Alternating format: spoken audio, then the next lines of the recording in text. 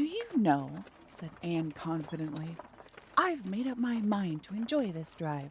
It's been my experience that you can nearly always enjoy things if you make up your mind firmly that you will. Of course, you must make it up firmly. I'm not going to think about going back to the asylum while we're having our drive. I'm just going to think about the drive. Oh, look, there's one early wild rose out. Isn't it lovely? Don't you think it must be glad to be a rose? Wouldn't it be nice if roses could talk? I'm sure they could tell us such lovely things. And isn't pink the most bewitching color in the world? I love it, but I can't wear it. Red-headed people can't wear pink, not even in imagination. Did you ever know of anybody whose hair was red when she was young, but got to be another color when she grew up? "No, I don't know as I ever did," said Marilla mercilessly, "and I shouldn't think that it likely to happen in your case either." Anne sighed. "Well, that is another hope gone. My life is a perfect graveyard of buried hopes. That's a sentence I read in a book once, and I say it over to comfort myself whenever I'm disappointed in anything." "I don't see where the comforting comes in myself," said Marilla. "Why, because it sounds so nice and romantic, just as if I were a heroine in a book, you know. I am so fond of romantic things, and a graveyard full of buried hopes is about as romantic a thing as anyone can imagine, isn't it? I'm rather glad I have one. Are we going across the Lake of Shining Waters today?" "We're not going over Barry's Pond, if that's what you mean by your Lake of Shining Waters. We're going by the shore road." "Shore road sounds nice," said Anne dreamily. "Is it as nice as it sounds? Just when you said shore road, I saw it in a picture in my mind, quick as that. And White Sands is a pretty name too, but I don't like it as well as Avonlea. Avonlea is a lovely name. It sounds just like music. How far is it to White Sands?" "It's 5 miles. And as you're evidently bent on talking, you might as well talk to some purpose by telling me what you know about yourself." "Oh, what I know about myself isn't really worth telling," said Anne eagerly. "If you'd only let me tell you what I imagine about myself, you'll think it ever so much more entertaining." "No, I don't want any of your imaginings. Just stick to bald facts. Begin at the beginning. Where were you born and how old are you?" "I was 11 last March," said Anne, resigning herself to bald facts with a little sigh. "And I was born in Bolingbroke, Nova Scotia. My father's name was Walter Shirley, and he was a teacher in the Bolingbroke High School. My mother's name was Bertha Shirley. Aren't Walter and Bertha lovely names? I'm so glad my parents had nice names. It would be a real disgrace to have a father named, well, say Jedediah, wouldn't it?" "I guess it doesn't matter what a person's name is as long as he behaves himself," said Marilla, feeling herself called upon to inculcate a good and useful moral. "Well, I don't know," Anne looked thoughtful. "I read in a book once that a rose by any other name would smell as sweet, but I've never been able to believe it. I don't believe a rose would be as nice if it was called a thistle or a skunk cabbage. I suppose my father could have been a good man even if he had been called Jedediah, but I'm sure it would have been a cross. Well, my mother was a teacher in high school too, but when she married father, she gave up teaching, of course. A husband was enough responsibility. Mrs. Thomas said they were a pair of babies and as poor as church mice. They went to live in a teeny-weeny little yellow house in Bolingbroke. I've never seen that house, but I imagined it 1,000 times. I think it must have had honeysuckle over the parlor window, and lilacs in the front yard, and lilies of the valley just inside the gate. Yes, and muslin curtains on all the windows. Muslin curtains give a house such an air. I was born in that house. Mrs. Thomas said that I was the homeliest baby she ever saw. I was so scrawny and tiny and nothing but eyes, but that mother thought I was perfectly beautiful. I should think a mother would be a better judge than a poor woman who can come in to scrub, wouldn't you? I'm glad she was satisfied with me anyhow. I would feel so sad if I thought I was a disappointment to her because she didn't live very long after that, you see. She died of fever when I was just 3 months old. I do wish she had lived long enough for me to remember calling her mother. I think it would be so sweet to say mother, don't you? and father died 4 days after from fever too. That left me an orphan, and folks were at their wits' end, so Miss Thomas said what to do with me. You see, nobody wanted me even then. It seems to be my fate. Father and mother had both come from places far away, and it was well known they hadn't any relatives living. Finally, Mrs. Thomas said she'd take me, though she was poor and had a drunken husband. She brought me up by hand. Do you know if there's anything in being brought up by hand that ought to make people who are brought up that way better than other people? Because whenever I was naughty, Mrs. Thomas would ask me how I could be such a bad girl when she had brought me up by hand, reproachful like. Mr. and Mrs. Thomas moved away from Bolingbroke to Marysville, and I lived with them until I was 8 years old. I helped look after the Thomas children. There were 4 of them younger than me, and I can tell you they took a lot of looking after. Then Mr. Thomas was killed falling under a train, and his mother offered to take Mrs. Thomas and the children, but she didn't want me. Mrs. Thomas was at her wits' end, so she said, what to do with me. Then Mrs. Hammond from up the river came down and said she'd take me, seeing I was handy with children, and I went up the river to live with her in a little clearing among the stumps. It was a very lonesome place. I'm sure I could never have lived there if I hadn't had an imagination. Mr. Hammond worked a little sawmill up there, and Mrs. Hammond had 8 children. She had twins 3 times.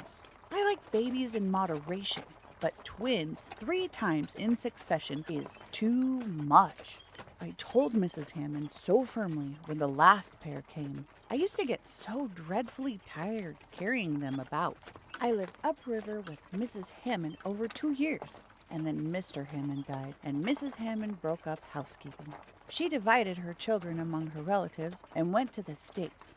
I had to go to the asylum at Hopeton because nobody would take me.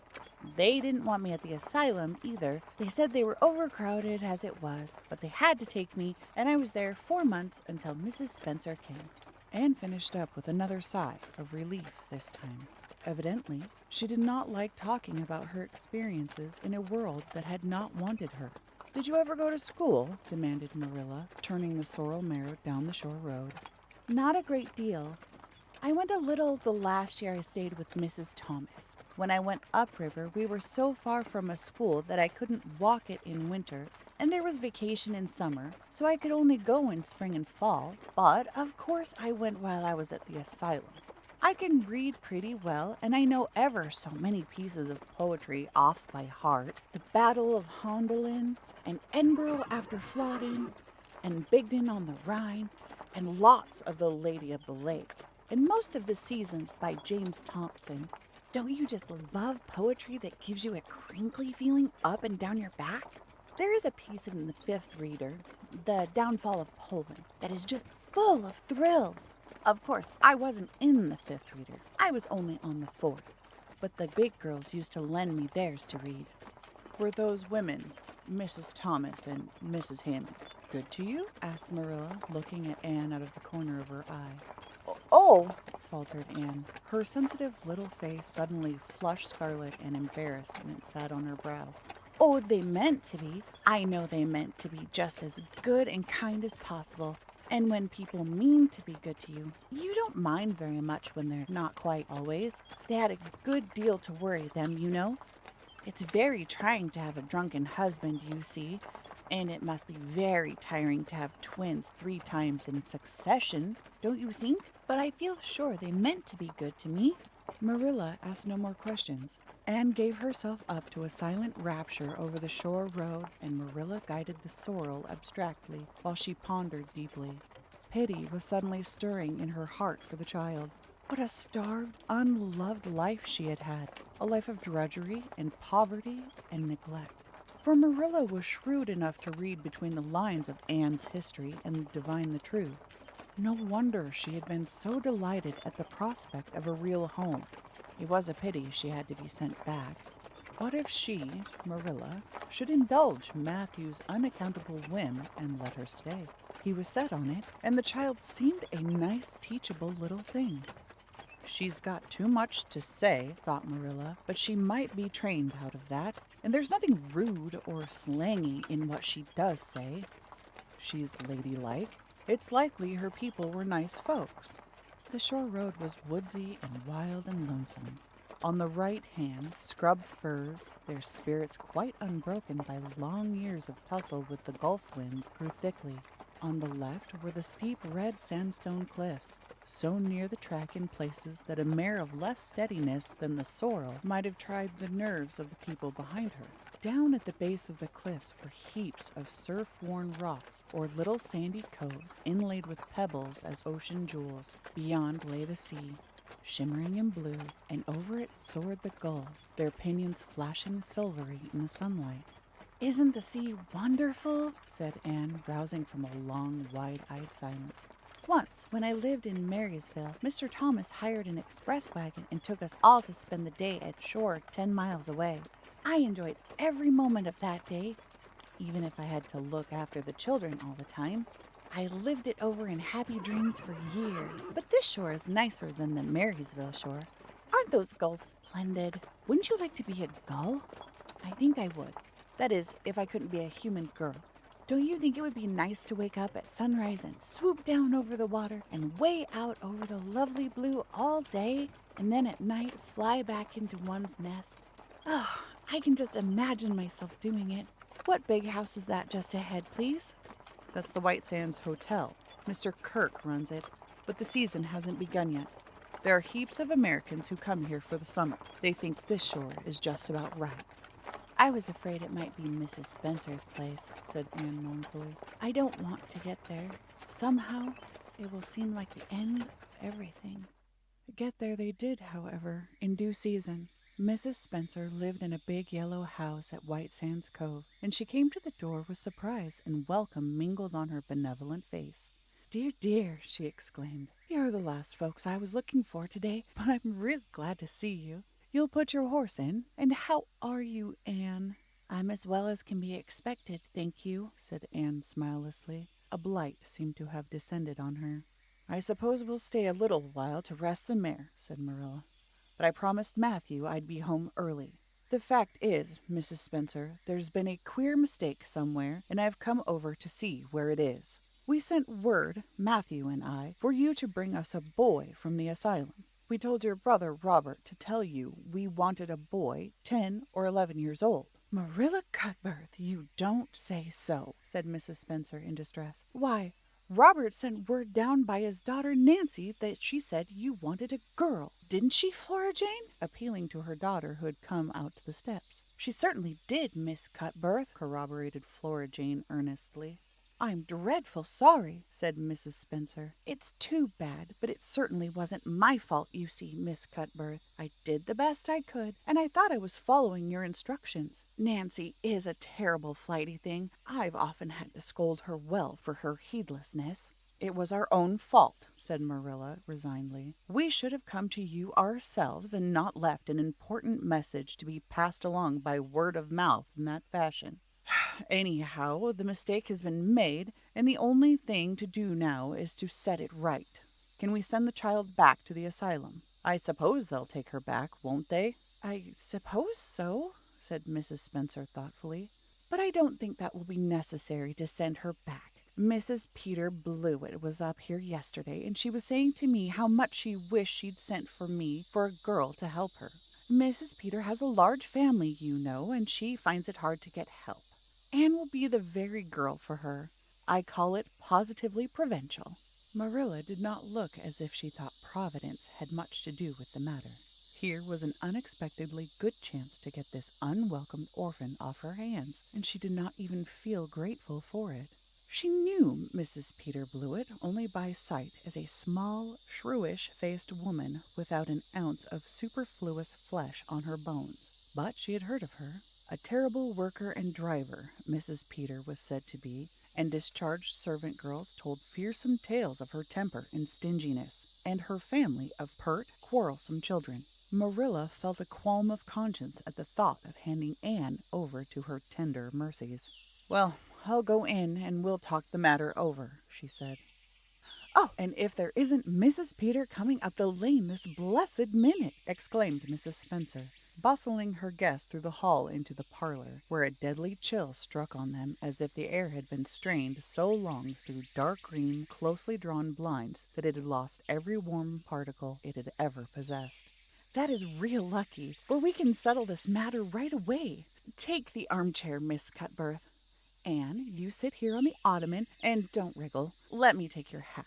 Flora Jane, go out and put the kettle on. Good afternoon, Mrs. Blewett. We were just saying how fortunate it was you happened along. Let me introduce you two ladies. Mrs. Blewett, Miss Cutbirth. Please excuse me for just a moment. I forgot to tell Flora Jane to take the buns out of the oven." Mrs. Spencer whisked away after pulling up the blinds. Anne, sitting mutely on the ottoman with her hands clasped tightly in her lap, stared at Mrs. Blewett as one fascinated. Was she to be given into the keeping of this sharp-faced, sharp-eyed woman? She felt a lump coming up in her throat, and her eyes smarted painfully. She was beginning to be afraid she couldn't keep the tears back when Mrs. Spencer returned, flushed and beaming, quite capable of taking any and every difficulty, physical, mental, or spiritual, into consideration and setting it out of hand. "It seems like there's been a mistake about this little girl, Mrs. Blewett," she said. "I was under the impression that Mr. and Miss Cutbirth wanted a little girl to adopt. I was certainly told so, but it seems it was a boy they wanted. So, if you're still of the same mind you were yesterday, I think she'll just be the thing for you." Mrs. Blewett darted her eyes over to Anne from head to foot. "How old are you, and what's your name?" she demanded. "Anne Shirley," faltered the shrinking child, not daring to make any stipulations regarding the spelling thereof, "and I'm 11 years old." "Humph! You don't look as if there's much to you, but you're wiry. I don't know, but the wiry ones are the best, after all. Well, if I take you, you'll have to be a good girl, you know. Good, and smart, and respectful. I'll expect you to earn your keep, and no mistake about that. Yes, I suppose I might as well take her off your hands, Miss Cutbirth. The baby's awful fractious, and I'm clean worn out attending to him. If you like, I can take her home right now." Marilla looked at Anne and softened at the sight of the child's pale face with its look of mute misery, the misery of a helpless little creature who finds itself once more caught up in the trap from which it had escaped. Marilla felt an uncomfortable conviction that, if she denied the appeal of that look, it would haunt her to her dying day. Moreover, she did not fancy Mrs. Blewett to hand a sensitive, high-strung child over to such a woman. No, she could not take the responsibility of doing that. "Well, I don't know," she said slowly. "I didn't say that Matthew and I had absolutely decided that we wouldn't keep her. In fact, I may say that Matthew is disposed to keep her. I just came here to find out how the mistake had occurred. I think I'd better take her home again and talk it over with Matthew. I feel that I oughtn't to decide anything on this without consulting him. If we make up our mind not to keep her, we'll bring or send her over to you tomorrow night. If we don't, you may know that she's going to stay with us. Will that suit you, Mrs. Blewett?" "I suppose it'll have to," said Mrs. Blewett ungraciously. During Marilla's speech, a sunrise had been dawning on Anne's face. First, the look of despair faded out. Then came the faint flush of hope. Her eyes grew deep and bright as morning stars. The child was quite transfigured, and a moment later, when Mrs. Spencer and Mrs. Blewett went out in quest of a recipe the latter had come to borrow, she sprang up and flew across the room to Marilla. "Oh, Miss Cutbirth, did you really say that perhaps you would let me stay at Green Gables?" she said in a breathless whisper, as if speaking aloud might shatter the glorious possibility. "Did you really say it, or did I only imagine that you did?" "I think you'd better learn to control that imagination of yours, Anne, if you can't distinguish between what is real and what isn't," said Marilla crossly. "Yes, you did hear me say just that, and no more. It isn't decided yet, and perhaps we will conclude to let Mrs. Blewett take you after all. She certainly needs you much more than I do." "I'd rather go back to the asylum than go live with her," said Anne passionately. "She looks exactly like a gimlet." Marilla smothered a smile under the conviction that Anne must be reproved for such a speech. "A little girl like you should be ashamed of talking so about a lady and a stranger," she said severely. Go back and sit down quietly and hold your tongue and behave as a good girl should." "I'll try to do and be anything you want if you'll only keep me," said Anne, returning meekly to her ottoman.